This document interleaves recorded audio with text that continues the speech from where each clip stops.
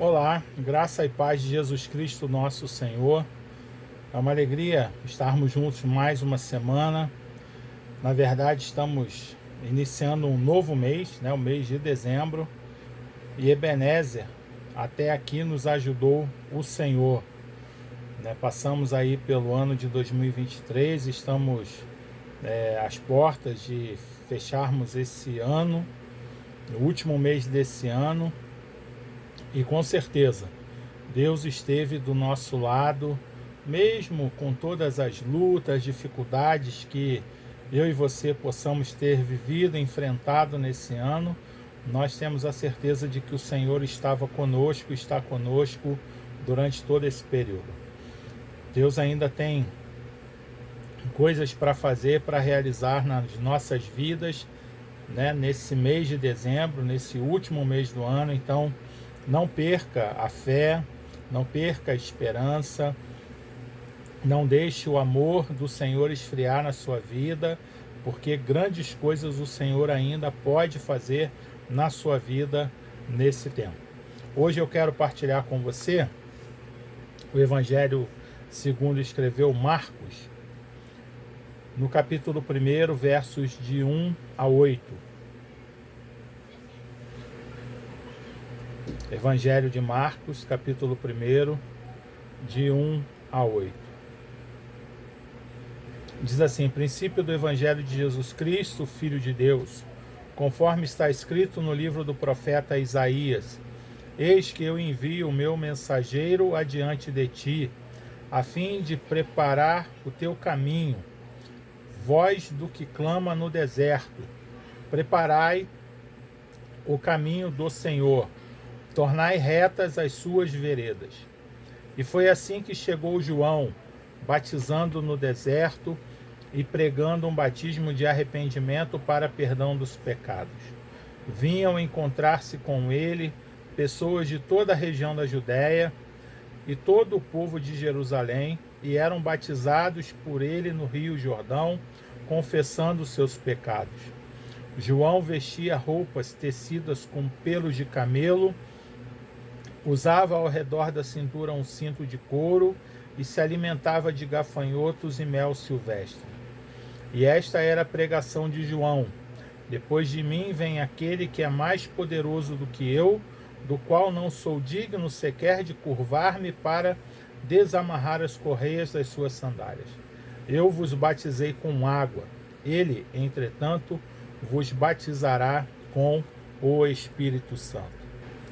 Uma coisa importante, com a leitura desse texto, é nós entendermos que esse texto, ele é um texto escrevido por Marcos, o João Marcos, aquele que acompanhou Paulo e Barnabé em uma das viagens missionárias do apóstolo Paulo. João Marcos é aquele que, nessa primeira viagem, ele abandona Paulo e Barnabé e decide voltar para casa. Paulo fica muito chateado com isso. Numa outra viagem, Barnabé fala com Paulo que queria levar Marcos com eles também, e Paulo e Barnabé acabam se desentendendo. Então, Paulo viaja com Silas para um lado e João Marcos e Barnabé vão para outro lado. Depois, lá no final da vida de Paulo pede que mande a ele algumas coisas que ele estava precisando quando estava na prisão, e diz também que era para que Marcos pudesse vir encontrá-lo, porque Marcos era útil para ele no Evangelho. Então, João Marcos é essa personagem que é o autor desse Evangelho, que, segundo os estudiosos da Bíblia, eles afirmam que Marcos foi o primeiro evangelho a ser escrito ali por volta do ano 50, do final dos anos 50. Marcos, ele escreve o evangelho para a sua comunidade, uma comunidade que provavelmente estava ali na região de Roma, na capital do Império. Marcos era alguém que estava muito próximo de Pedro, era como se fosse um assessor de Pedro, alguém que estava acompanhando Pedro, e por isso a similaridade, né? Muito o Evangelho de Marcos e os escritos de Pedro, eles são muito parecidos, porque Marcos ele acompanhou Pedro e aprendeu muito com Pedro, e por isso ele vai falando, narrando a história de Jesus a partir daquilo que ele tinha aprendido com o apóstolo Pedro. A gente precisa entender que o Evangelho, eles foram escritos depois da morte e do ministério de Jesus, da sua morte e da sua ressurreição. O Evangelho ele foi escrito posteriormente. Os evangelistas eles não eram assessores de imprensa de Jesus que estavam acompanhando Jesus e lançando notas para mandar, para enviar para os principais jornais da época. Não é nada disso, né? Eles escrevem posteriormente para que a vida de Jesus, a história de Jesus, ela não se perdesse, ela não ficasse ali apenas na oralidade, apenas na história que era passada de geração em geração de boca. Então eles resolvem escrever os evangelhos, escrever, né, os textos dos evangelhos, para que a história de Jesus ela pudesse ser gravada nas comunidades aonde cada autor dos textos estava inserido. Então, esse é o princípio do Evangelho de Jesus Cristo, Filho de Deus. O autor do texto, Marcos, ele tem um objetivo. E o objetivo principal de Marcos é dizer que Jesus Cristo é o Filho de Deus. Esta é a ideia principal do apóstolo Marcos, de João Marcos, do autor desse evangelho. A ideia dele, né, a tese principal do seu texto era dizer que Jesus Cristo era o Filho de Deus. Essa era a pregação que interessava que a sua comunidade, que a sua igreja pudesse guardar no seu coração. E essa é a mensagem que nós precisamos continuar levando adiante. Nós, como igreja do Senhor Jesus Cristo, precisamos pregar a palavra de Deus, pregar o Evangelho e afirmar que Jesus Cristo é o Filho de Deus. Jesus Cristo é o Deus que se fez carne. Jesus Cristo é aquele que tem a mesma natureza, a mesma essência de Deus. Embora ele tenha escolhido assumir a forma humana, vir montar a sua tenda, o seu tabernáculo aqui no meio dos homens, ele era Deus. Ele era homem, mas era Deus. Havia a união, aquilo que os teólogos chamam de união hipostática, né? Que ele era 100% homem, mas era 100% Deus. Ele tinha a sua humanidade, mas nele também estava presente a divindade, a presença do Senhor, o próprio Espírito Santo do Senhor, que vai ser narrado aqui no primeiro capítulo, após o batismo. Diz o Evangelho, né, que quando Jesus é batizado, ao sair da água, o Espírito Santo vem e pousa sobre ele de forma corpórea. Então, Jesus é aquele que tem a presença de Deus, a natureza de Deus, a divindade do Senhor estava ali presente com ele. Então, Marcos, ele está escrevendo o Evangelho. O Evangelho é a boa notícia. No grego antigo, a palavra Evangelho significava um prêmio que era conferido a quem levava as boas notícias, aquele soldado que ia e dava uma boa notícia para o imperador após a conquista de um determinado território, a conquista, né, de uma guerra. Então, aquele que era portador dessa notícia recebia um prêmio. Então, Evangelho era esse prêmio que era entregue a essa pessoa que levava essa boa notícia para o seu imperador. Com o tempo, essa palavra passou a significar as próprias boas novas, a própria boa notícia que era trazida. E Cristo é em si a boa notícia para a humanidade e, ao mesmo tempo, ele também é o portador das boas novas de salvação. Cada indivíduo precisa ser salvo, liberto do poder do pecado e do sistema mundial dirigido por Satanás e também da morte eterna, do inferno eterno. A palavra princípio, né, o princípio do Evangelho, significa uma introdução que Marcos está fazendo no seu livro, né, que serviu de base, foi o primeiro evangelho a ser escrito e serviu de base para Mateus e para Lucas. Lucas escreve o seu evangelho por volta do ano 65 e Mateus mais ali perto do ano 70. Né, foi o último evangelho dos sinóticos a ser escrito. O último evangelho de todos a ser escrito foi o evangelho de João, que já foi quase lá no final do primeiro século, lá por volta do ano 90. Né? Mas os três evangelhos, Marcos, Lucas e Mateus, os chamados sinóticos, né, são aqueles que foram escritos sobre uma mesma perspectiva, sobre uma mesma ótica. Então, Marcos tem esse objetivo, né, de anunciar a boa notícia de Jesus Cristo, que é o Filho de Deus. E esta deve ser a mensagem, a pregação da igreja. Não podemos abrir mão dessa mensagem. Jesus não é apenas um homem, Jesus não é alguém que teve uma boa moral, não é alguém que praticou boas obras apenas, não é aquele que quis apenas fazer o bem, mas Jesus Cristo é o Filho de Deus. Jesus Cristo é o próprio Deus encarnado, é aquele que veio nos revelar quem é Deus. A gente, para dizer quem é Deus, a gente tem que olhar para Jesus e dizer acerca de Jesus, né, aquilo que nós apreendemos em Jesus é aquilo que nós podemos afirmar sobre Deus. E aí o texto continua, esse primeiro capítulo, dizendo que havia uma profecia lá no livro de Isaías, que seria enviado um mensageiro adiante de ti, a fim de preparar o teu caminho, voz do que clama no deserto, preparai o caminho do Senhor, tornai retas as suas veredas.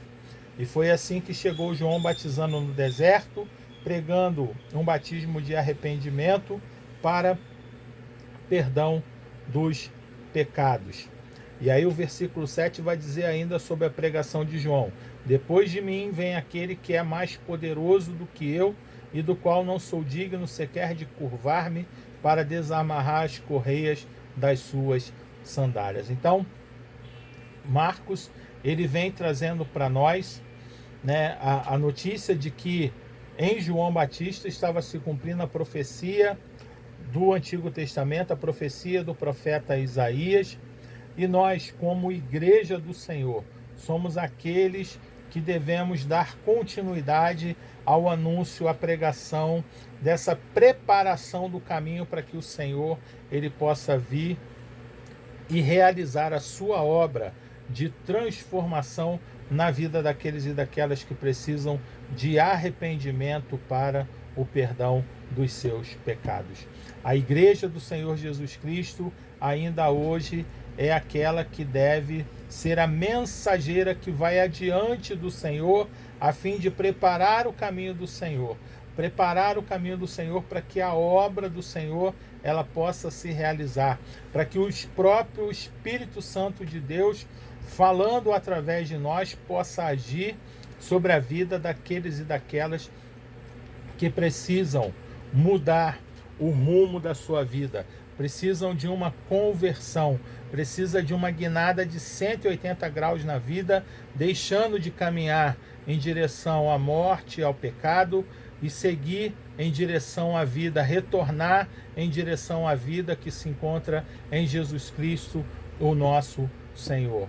A igreja de Jesus Cristo é aquela que deve preparar o caminho do Senhor, é aquela que deve anunciar a palavra de Deus para que o Espírito Santo de Deus, ou seja, a própria presença de Jesus Cristo, né? Porque Jesus ele diz o que aos seus discípulos: eu estou indo para o Pai, mas deixarei com vocês outro Paráclito, outro Consolador, outro da mesma essência que a minha essência, ou seja, o meu próprio Espírito eu deixarei sobre vocês, deixarei sobre a igreja, para quê? Para que o Espírito de Deus agindo em vocês possa promover na vida daqueles e daquelas que tiverem um encontro com vocês através da palavra de Deus, eles sejam convencidos do pecado, da justiça e do juízo. Porque é isso que a palavra de Deus nos ensina. O único que tem poder para mudar a vida de alguém é o próprio Espírito Santo. É o próprio Senhor Jesus Cristo revelado, né, na terceira pessoa da Trindade, que é aquele que habita em nós, habita no nosso coração. Somente o Espírito Santo é capaz de convencer o homem do pecado, da justiça de Deus e do juízo que está reservado àqueles e aquelas que não aceitarem, né, a mensagem de Jesus Cristo e virem em Jesus aquele que é a boa notícia que pode transformar a vida de todas as pessoas, a vida da humanidade. E diz o texto que a mensagem de João, a presença de João, era algo tão tremendo, né, que a presença de Deus sobre a vida dele, apesar dele estar ali anunciando, né, pregando o batismo de arrependimento para perdão dos pecados, as pessoas vinham encontrar-se com ele no deserto, né? João estava no deserto. João, apesar de ter o direito de ser na linha de sucessão do sumo sacerdote dos seus dias, João é aquele que deixa o templo. Ele não encontra lugar no templo, não encontra espaço dentro da religião instituída, porque a religião estava corrompida, os religiosos estavam pensando apenas no seu próprio umbigo, pensando apenas no poder, e João identifica isso. João deixa essa estrutura e João vai para o deserto, e ali no deserto ele está pregando a palavra de Deus, e diz o texto, versículo 5, que vinham encontrar-se com eles pessoas de toda a região da Judéia e todo o povo de Jerusalém, e eram batizados por ele no Rio Jordão, confessando os seus pecados. Nós precisamos buscar a presença de Deus, buscar um relacionamento íntimo, profundo, verdadeiro com o Senhor, para que a presença de Deus sobre as nossas vidas, a presença de Deus enchendo as igrejas, as igrejas possam se tornar um lugar onde as pessoas possam afluir de todos os locais para buscar ao Senhor. E ainda mais, né, que as pessoas possam buscar as nossas vidas, buscar as nossas casas, buscar as nossas famílias, porque muitas vezes elas não encontram acolhida dentro da igreja, né, da religião instituída, e serão as nossas casas, serão as nossas famílias o lugar da habitação do Senhor, o lugar que vai atrair, por causa da presença do Senhor, a vida de todas as pessoas de todos os lugares, para que elas consigam ouvir a mensagem, uma palavra que as leve a desejarem romper com o ciclo do pecado que tem destruído as suas vidas, destruído as suas casas, destruído a sua saúde física, mental, emocional, espiritual, e destruído em consequência as suas famílias. Eu costumo dizer lá para as pessoas da nossa congregação que o pecado é tudo aquilo que nos afasta do outro, que faz mal a nós, mas também que quebra o nosso relacionamento com as outras pessoas. O pecado fez com que Caim desejasse matar Abel, fez com que famílias se separassem, né? Esaú e Jacó, fez com que pessoas que conviviam de maneira familiar, de maneira harmoniosa, passassem a lutar e brigar por causa dos seus interesses. O pecado é aquilo que nos afasta das pessoas, que nos afasta um dos outros. Precisamos tomar consciência de que muitas vezes as pessoas elas acham que o ciclo de pecado que elas vêm vivendo, ele não pode ser quebrado. Mas a boa notícia é que, assim como João nos diz lá na sua primeira carta, né? Digo-vos isto, filhinhos, para que não pequeis, mas se pecardes, vocês têm a quem recorrer, né? Tem um advogado que é Jesus Cristo, o Filho de Deus, e se confessar a ele os vossos pecados, ele é fiel e justo para vos perdoar os vossos pecados. Então, em Jesus Cristo nós podemos confessar os nossos erros, as nossas faltas, os nossos pecados. Nós conseguimos encontrar em Jesus o acolhimento que nós precisamos, porque Jesus ele se identifica com as nossas vidas. Jesus se identifica com a nossa condição. E eu e você, eu quero convidar você para que você possa entender, né, essa palavra e colocar essa palavra em prática na sua vida, levando adiante a mensagem da salvação que Jesus Cristo é o Filho de Deus, que a igreja é responsável por preparar o caminho do Senhor e anunciar essa mensagem de libertação, de salvação, de transformação, que é possível se reconciliar com Deus e que esse Deus revelado em Jesus Cristo é um Deus cheio de amor, cheio de misericórdia e cheio de bondade. Que Deus abençoe a sua vida, que a sua vida, a sua casa, a sua família seja um lugar cheio, pleno da presença de Deus e possa atrair pessoas de todos os lugares em busca dessa palavra transformadora que pode mudar a vida delas. Deus abençoe a sua vida, tenha uma excelente semana e que esse mês de dezembro seja um mês cheio da presença de Deus na sua vida e na sua história.